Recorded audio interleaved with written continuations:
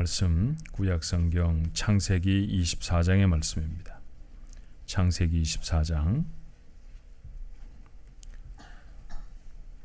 67절 맨 마지막 절이죠. 한 절만 제가 봉독을 하겠습니다.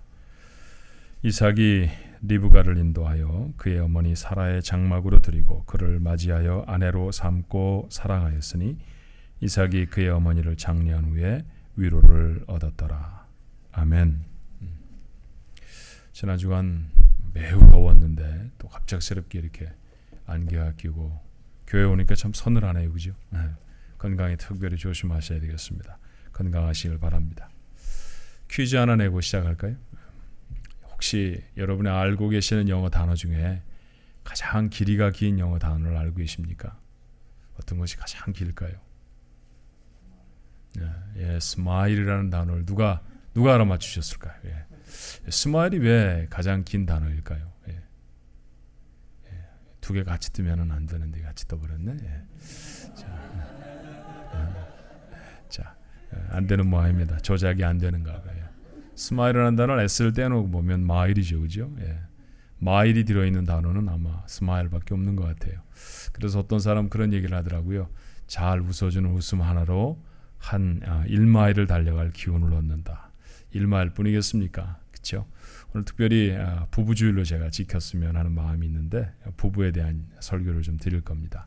부부가 같이 앉아 계신 분은 더 그러셨으면 좋겠고 또 그러지 않으신 분들이라도 옆에 분들한테 어때요? 한 1마일쯤 달려갈 수 있는 기운을 북돋는 미소 한번 지어보시겠습니까? 미소로 오늘 인사하십시다. 어떻게 미소인지 썩소인지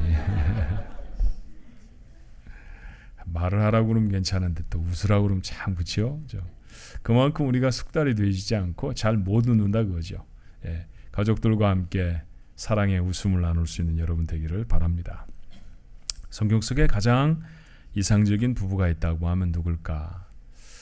많은 사람들은 이삭과 리브가의 부부라고 말합니다. 이상적이었던 부분, 아름다웠던 부분 어떤 것이 있을까요? 먼저는 그 결혼이 준비된 결혼이었다라는 것이죠. 아버지 아브라함은 믿음의 근거에서 며느리를 선택을 합니다. 구태여 자기가 떠나온 자기의 동리, 자기의 친족에게로 사람을 보내서 그곳에서 사람을 찾게 하는 까닭은 뭘까요? 하나님 아는 사람 중에 찾아야 되겠다라는 아마 그런 마음이 있었을 것입니다. 그리고 종을 보내면서도 말하죠. 여자는 참 마음에 드는데 이곳으로 오지 않으려고 하면 어떻게 하겠습니까? 라고 물었더니 그러면 없던 일로 해라. 무슨 말입니까?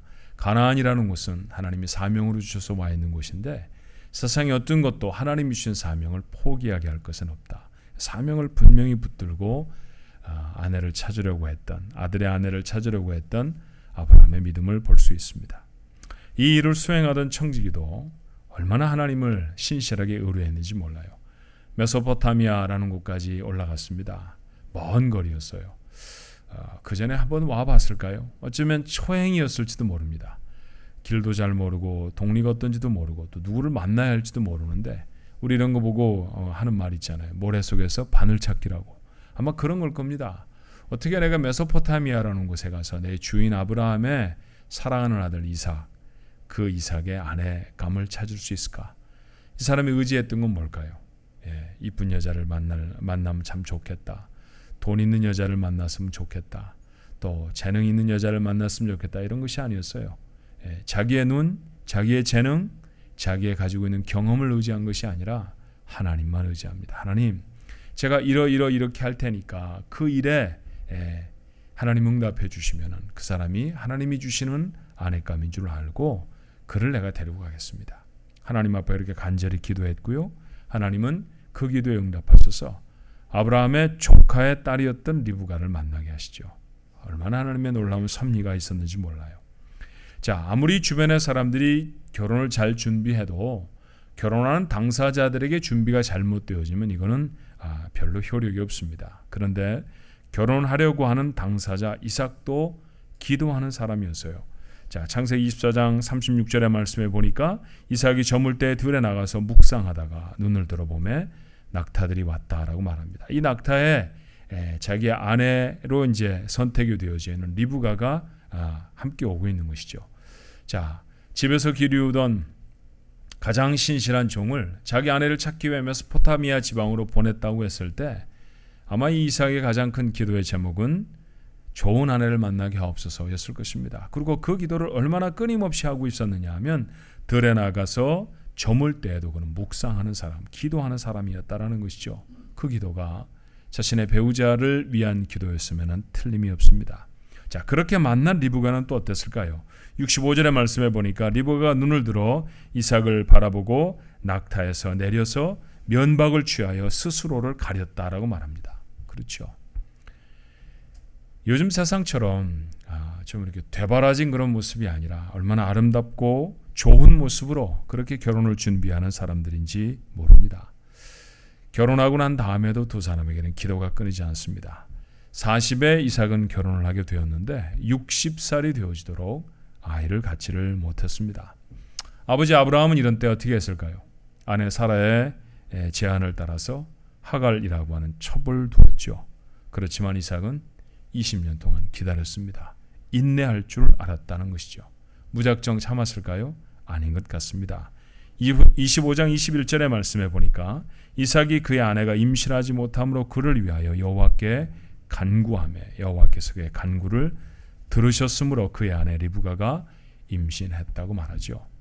자, 20년 동안이나 아이가 없었는데 어느 날 갑자기 한 번 기도했더니 응답해 주신 것은 아니었을 거예요. 아내에게 아이가 생길 수 있도록 그는 아마 20년을 기도했을지 모릅니다. 기도하며 인내할 줄 알았던 부부가 바로 이삭과 리브가 부부였다라는 것이죠. 두 사람의 사랑의 기표도 매우 기뻤습니다. 그들이 기근을 피해서 그랄이라는 곳으로 이주했을 때의 일입니다. 블레셋의 왕 아비멜렉에게 리브가를 아내로 소개하는 것이 아니라 누이로 소개를 합니다. 그때는 권력을 가진 사람이 이쁜 여자만 보면 누구든지 취하여 가니까 남편이 살아있는 채로 취할 수 없으니까 남편을 죽이는 것은 다반사였습니다. 그래서 그런 위기를 모면하기 위해서 자기 보기에 이쁜, 남이 보았을 때도 그랬는지는 잘 모르겠습니다만은 리브가에게 앞으로 오빠라고 부르고 다니자 이렇게 했던 것 같아요. 아버지에게 배웠을까요? 아버지도 그래서 위기를 모면했었는데 이런 걸 보고 부전자전이라고 하죠. 안 가르쳐줘도 못된 짓은 꼭 닮아서 합니다. 여러분 경험하고 있지 않나요? 이삭도 그랬습니다. 그래서 누이라고 소개를 했어요. 그런데 사건이 생겼습니다.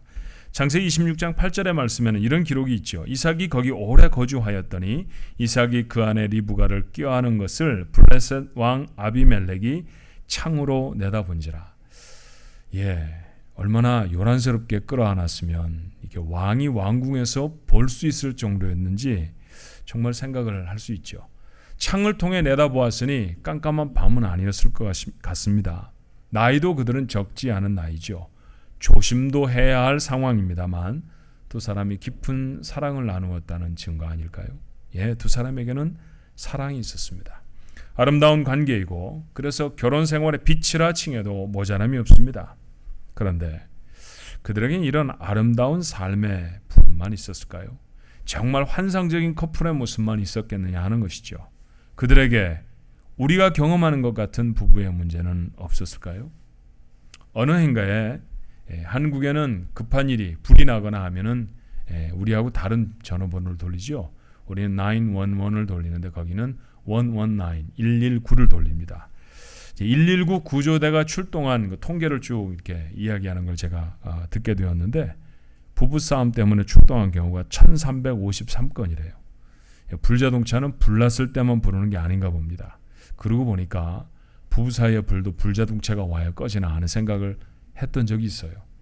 이게 한국의 경우라고 하면 미국은 모름지기 훨씬 더 많을 겁니다. 제가 혹시 2013년의 통계를 찾아볼 수 있나 해서 911 센터에 들어가서 열심히 뒤졌는데 통계를 찾을 수가 없어서 수치를 드릴 수 없지만 아마 이것과는 비교도 안 될 정도의 많은 그런 경우가 부부싸움 때문에 경찰이 불리워지고 아마 불자동차가 불리워졌을 것입니다. 거기에 그치지 않죠. 미국은 카우보이의 나라답게 부부끼리 총질하는 것도 서슴지 않습니다. 배우자에 의해 죽어나가는 아내나 남편의 숫자가 매년 증가하는 추세다라고 하는 것을 보면 얼마나 우리가 위기의 부부관계를 맞고 있는가 생각할 수 있죠. 가정의 시작은 부부로부터 시작되어졌습니다. 부부의 관계가 견고하지 못하면 그 위에는 어떤 가정도 바로 세워질 수 없는 거예요. 아브라함과 이삭과 리브가 부부 사이에도 이런 위기가 있었던 것 같습니다. 그런 그들의 위기가 어떤 것인지 한번 우리가 살펴보면서 위기의 순간을 맞고 있는 우리의 삶 속에 어떤 교훈의 말씀을 얻을 수 있는지 오늘 이삭과 리브가 부부의 삶을 한 번 더 살펴봤으면 좋겠어요. 문제만 좋은 일만 있었던 것은 아니고 문제가 그들에게도 있었습니다. 첫 번째는 자녀로 인한 아픔이 있었죠. 그 가장 중요한 원인은 두 사람이 각각 편애를 하였던 데 있습니다. 여러분 꼭 기억해 주시겠습니까? 가정에서 누군가를 더 사랑하고 누군가를 더 미워하는 것은 큰 범죄입니다. 그리고 반드시 가족 구성원들을 해치게 된다는 사실을 잊지 말아야 합니다. 이삭은 남자다운 에서를 사랑했죠. 리브가는 여성스러운 야곱을 사랑했습니다. 여기부터 그 가정에 문제가 생깁니다. 그 이후에 창세기 전체를 통해서 얼마나 그들 가정이 갈등과 어려움을 경험하는지에 대해서 여러분은 읽어 잘 아실 것입니다. 나누어져 버린 가족입니다. 가족 간에 연출되는 사격도 있었습니다. 아내는 남편을 속이고 아들은 아버지를 속이죠. 그리고 속임을 당했던 형은 동생을 죽이겠다고 작정을 합니다. 그래서 동생은 집을 떠나야 했고요. 수십 년간 만나지 못한 채 생이별을 해야 했습니다.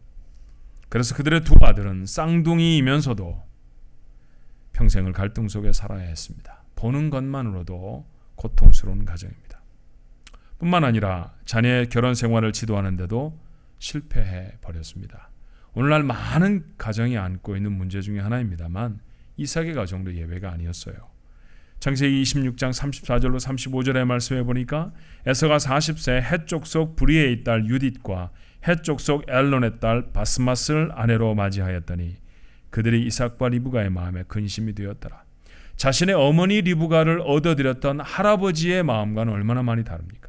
이들은 자기 마음대로 결혼을 했어요. 종족 안에서가 아니라 하나님을 모르는 사람도 아무 상관이 없었습니다. 그렇게 이삭의 아들은 결혼에 있어서 엇나가 버렸습니다. 그 모습을 바로잡으려는 어떤 노력도 이삭의 삶 속에서 찾아볼 수가 없죠. 또 한 가지는 두 사람은 너무나 성격차가 컸습니다. 가장 많은 이혼의 사유는 사실은 성격 차이라고 해요. 오늘날 부부들을 괴롭히는 가장 큰 문제는 성격 차이입니다. 나 저 사람은 나하고 너무 달라서 못 살겠다고 말하는 사람들이 많죠. 이삭의 부부에도 심각한 성격 차이가 있었습니다. 아브라함이 자기의 신부를 찾아서 이삭에게 주었을 때, 아들에게 주었을 때 이삭의 반응은 군말 한마디가 없습니다. 다른 여자는 없었습니까? 어디에서 온 여잔데 누굽니까? 이런 묻지 않습니다. 아버지가 줬으니까 그저 장가갑니다. 그저 순종하죠. 그러나 리브가는 어땠나요?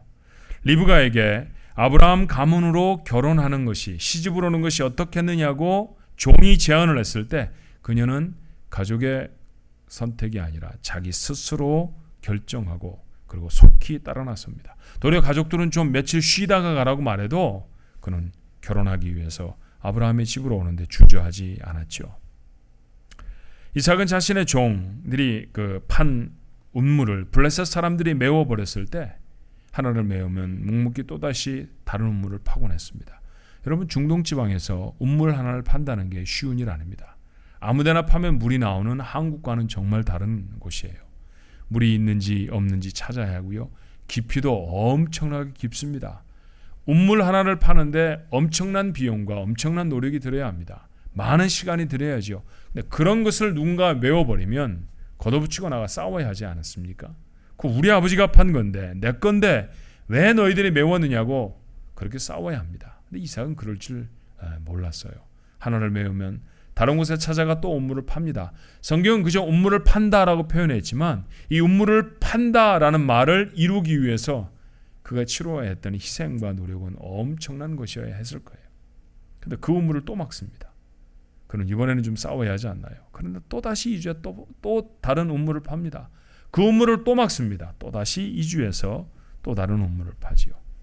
그에게 붙여질 수 있는 별명이라고 하면 아마 무저항적인 평화주의자, 그렇게 말해도 틀림이 없을 거예요.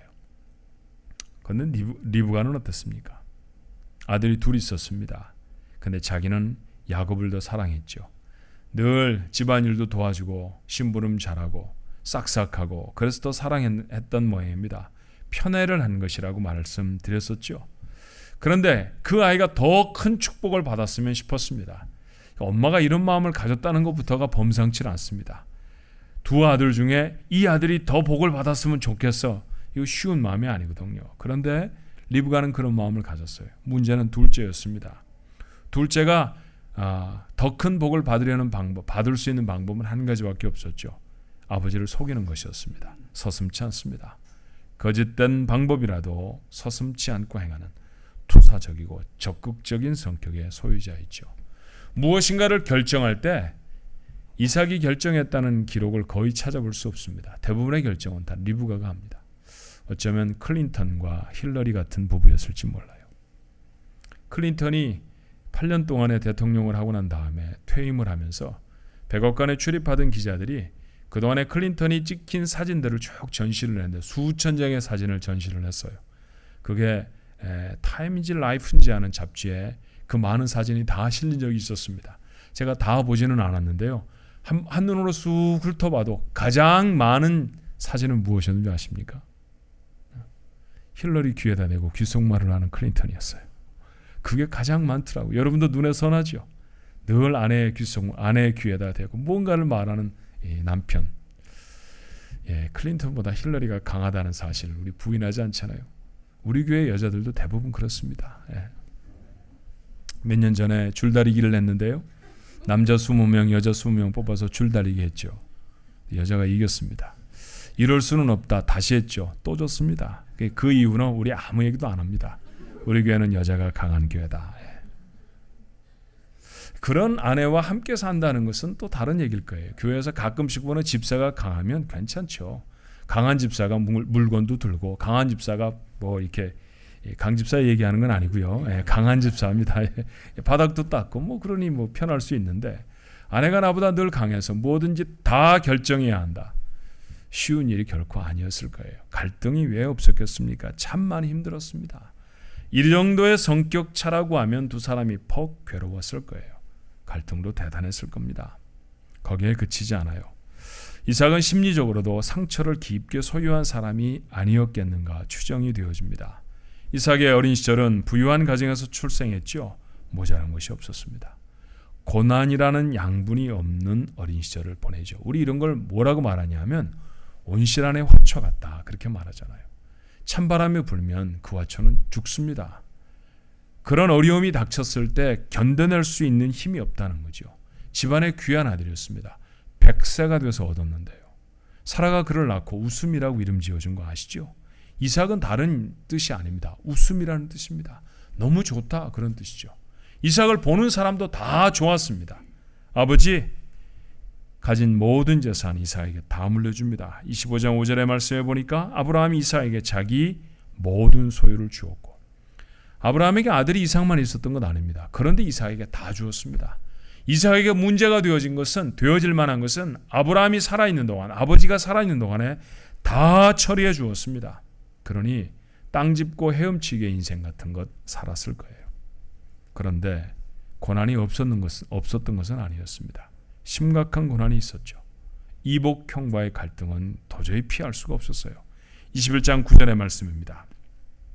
창세기 21장 9절에 사라가 본즉 아브라함의 아들 애굽 여인 하갈의 아들이 이삭을 놀리는지라.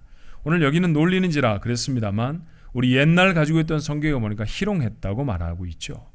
늘 희롱하고 때리고 쥐어받고 차고 안 보이면 꼬집고 늘 그렇게 14살이나 많은 이복형한테 괴롭힘을 당하며 살아야 했습니다. 어머니 사라, 아버지의 첩 하갈, 아버지 그 세 사람 사이의 갈등을 자라면서 고스란히 다 목격하고 자랐죠. 이복형이 어떻게 비참하게 내쫓겨지는지, 어떻게 하갈이 아버지 손에 있어서 그렇게 비참하게 내쳐지는지 두 눈으로 다 보았습니다. 상처가 안 될 수가 없었을 거예요. 그러나 이 모든 것들을 다 더해도 창세기 22장에 그가 경험했던 사건보다 크지는 않습니다. 무슨 사건이었을까요? 9절로부터 10절은 이렇게 말하지요. 하나님이 그에게 일러주신 곳에 이른지라. 이에 아브라함이 그곳에 제단을 쌓고 나무를 벌려놓고 그의 아들 이삭을 결박하여 제단 나무 위에 놓고 손을 내밀어 칼을 잡고 그 아들을 잡으려 하니. 아버지는 그런 아버지가 아니었잖아요. 자기를 누구보다도 사랑하던 아버지였었죠. 아버지가 소유하고 있던 것들은 다 자기 것이었습니다. 왕처럼 지냈습니다. 근데 어느 날 손 붙잡고 아들아 제사 지내러 가자. 그래서 아버지 따라 나섰습니다. 산꼭대기에 올라가더니 갑자기 그의 손을 꽁꽁 묶습니다. 그리고 나무 위에 결박하고 심장을 하게 서슴지 않고 칼을 내려 꽂으려고 합니다. 얼마나 놀랐을까요? 얼마나 두려웠을까요? 물론 하나님이 소리를 내셔서 제물을 대신 준비해 주셨고 그곳에서 풀려났습니다. 그것으로 말미암아 여호와 이레라고 하는 축복도 하나님이 준비하셨다라고 하는 축복도 알고요. 아브라함이 얼마만큼 아들도 하나님보다 더 사랑할 수 없다라는 사실을 그가 하나님 앞에 보여주었다는 믿음의 본도 우리가 교훈을 받을 수 있습니다. 그런데 정작 이 사건을 경험한다는 표현 갖고는 부족할 것 같아요. 당했던 이삭의 경우에는 얼마나 두렵고 괴로운 일이 되어졌을까요? 다음부터 아버지가 제사만 지내자고 하면 경기를 했을지도 모릅니다. 그런 두려움이 이삭의 삶 속에 있었죠. 아버지에게서 죽임을 당할 뻔했습니다. 이 모든 요인들은 이삭의 가슴에 상처로 자리 잡았을 가능성이 높죠. 이삭은 우유부단했죠. 연약했습니다. 수동적이었습니다. 그런 자세들은 어쩜 이런 상처들의 영향이었을 수 있습니다. 그래서 이삭을 바라보는 리브가에게도 쉽지 않았고 자기와는 전혀 다른 강한 리브가를 보는 이삭도 어려웠을 것입니다. 갈등이 있었죠. 이삭은 너무나 극적으로 탄생된 인물이었지만 거의 특별한 사건이 없는 평범한 인생을 삽니다. 그저 부자였다는 거 하나 빼놓고서는 특별히 특이할 만한 일이 없어요. 너무나 위대한 아버지 아브라함 그리고 너무나 대단한 아들 야곱 사이에 끼어있는 지극히 보통의 인물이었습니다. 어쩌면 이삭은 고통과 갈등 속에 살았는지도 모르겠어요. 자신 속에서 발견되는 어린 시절의 쓴 뿌리들 때문에 상심하고 자신과는 너무나 다른 아내, 감당이 안 되는 자녀들 때문에 분노하며 너무도 평범한 자신의 인생에 짜증이 났을지도 모릅니다. 근데 여러분, 성경에 이게 다가 아니더라고요. 여기에 하나님의 은혜가 있었습니다. 하나님의 은혜가 이삭에게 있다는 사실은 우리에게 무엇을 시사하나요? 나만 고통당하는 것이 아니라는 사실을 하나님은 나에게 보이시는 것이죠. 우리만 좌절하고 우리에게만 연약한 상처들이 있는 것은 아닙니다. 이스라엘의 조상 이삭에게 그 엄청난 기적을 동원해서 역사에 등장한 하나님의 사람에게도 동일한 고통과 좌절이 있었다는 사실을 잊지 않아야 할 것입니다. 예수님까지도 고통을 받으셨죠. 가장 사랑하던 제자들에게 버림을 받습니다. 강도 중에 하나와 같이 취급을 당하기도 했고요. 그리고 사람들에게조차 멸시를 받았습니다. 하나님에게 버림받고 있다는 사실에 절규하셨던 분, 그분이 예수님이셨습니다. 성경은 이런 주님의 고통을, 연약한 우리의 고통을 짊어지기 위함이셨다고 히브리서 4장 15절에 말하죠. 히브리서 4장 15절은 뭐라고 말하던가요? 우리에게 있는 대제사장은 우리의 연약함을 동정하지 못하실 리가 아니요 모든 일에 우리와 똑같이 시험을 받으시니로되 죄는 없으시니라. 우리의 연약함을 동정하시기 위해서, 책임지시기 위해서, 체휼하시기 위해서 우리 주님은 자신의 삶에 고난을 담으십니다. 믿음으로 살아가던 사람들은 하나님을 이렇게 불러요. 출애굽기 3장 16절의 말씀입니다. 3장 15절의 말씀을 볼까요? 하나님이 또 모세에게 이르시되 너는 이스라엘 자손에게 이같이 이르기를 너희 조상의 하나님 여호와 곧 아브라함의 하나님, 이삭의 하나님, 야곱의 하나님께서 나를 너희에게 보내셨다 하라. 이는 나의 영원한 이름이요 대대로 기억할 나의 칭호니라. 하나님을 부를 때 뭐라고 부릅니까? 아브라함의 하나님, 이삭의 하나님, 야곱의 하나님이라고 부릅니다. 아브라함과 이삭과 야곱의 하나님이었죠. 구약에만 그랬나요? 신약성경 사도행전 3장 13절의 말씀에 보니 아브라함과 이삭과 야곱의 하나님, 곧 우리 조상의 하나님이, 그렇습니다. 자신의 조상을 언급할 때 그 조상의 하나님은 늘 아브라함과 이삭과 야곱의 하나님이었습니다. 위대한 사람들만의 하나님이 아닌 평범하고 상처 입은 보통 사람 이삭의 하나님이 이시기도 했다라는 것이죠. 하나님이 상처 입은 우리 가운데 계시는 줄로 믿습니다. 그러므로 우리의 연약함을 하나님 앞에, 주님이 지신 십자가 앞에 내려놓아야 할 것입니다. 솔직하고 분명하게 우리가 다스릴 수 없는 내 남편, 여자들만 모여 있으면 손 들어보라고 하겠는데 남편들이 눈을 부릅뜨고 있어서 제가 못해요. 남편들이 다스리십니까? 남편들이 여러분 말을 잘 듣습니까? 하면 뭐라고 대답할까요? 남편들은 아시나요? 제가 한번 부부 세미나에서 그런 질문을 해본 적이 있습니다. 아내를 사랑하는 남편들 손 들어 보십시오. 그랬더니 80%가 손을 들더라고요. 남편들을 다 내보냈어요. 남편에게 사랑받고 있는 아내들 손 들어 보십시오. 그랬더니 10%가 손을 들더라고요. 나머지는 자기가 사랑한다고 하는데 아내는 그게 사랑으로 느껴지지 않는 거죠. 참 아내들, 남편들 모시고 살기 어렵습니다. 성경 말씀 모르지 않습니다. 제가 단굴처럼 여러분에게 늘 도전하고 시비 거는 말씀, 남편에게 죽게 하듯 하라. 여러분 반발이 늘 있다고 그랬죠. 죽었다야 죽게 하듯 하지요. 그런 반발이 있어요. 맞습니다. 그런 속상함이 여러분에게 있어요. 그런데 하나님이 그거 아신다는 거죠. 저도 남편의 하나이지만 주같지 못합니다. 참 많이 연약해서 아내를 속상하게 할 것입니다. 이 가운데 남편들 우리 모르지 않습니다. 우리 부족해서 부족을 낫게 해보려고 노력하는 남편들이긴 합니다만 그래도 우리 여전히 허물이 있어서 아내들 여러분들 힘들게 할 겁니다. 남편들은 또 어떤가요? 속 까맣게 타는 것은 아내만은 아닙니다. 사실은 남편들은요 더 까맣게 탑니다. 여덟처럼 말이나 잘해야죠. 여자들은 모이면 남편 흉이라도 보는데 남자들은 모이면 아내 흉 보면 좀 쪼다같이 보입니다. 그래서 우리 그런 얘기 잘 못합니다. 그래서 그저 쿡쿡 참습니다. 속상해 죽겠습니다.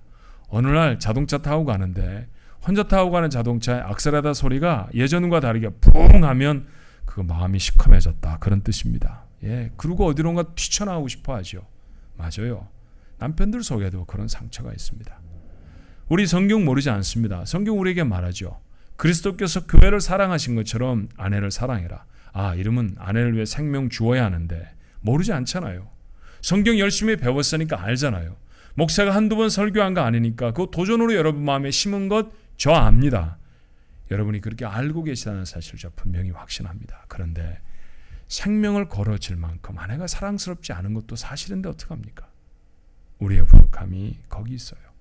애 키우면서 갈등하고 돈 쓰는 것 때문에 싸움박질하고 심지어는 교회 생활하는 것, 신앙생활하는 것 때문에 갈등이 우리 속에 무럭무럭 피어오릅니다. 정말 힘이 듭니다. 그런 얘기하며 살아가는 위기의 부부입니다.